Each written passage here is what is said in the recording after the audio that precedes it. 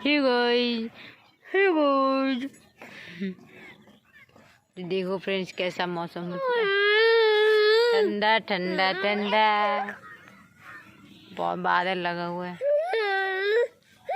अच्छा नहीं लगता है, धूप उगता है तब भी अच्छा लगता है, धूप नहीं तो अच्छा नहीं लगता है।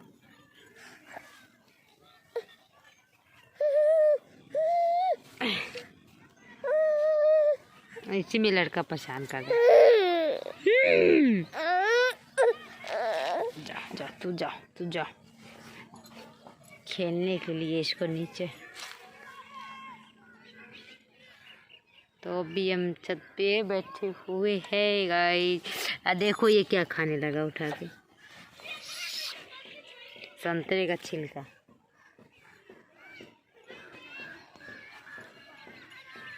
ए भगवान, ए बेटा चोट लगेगा।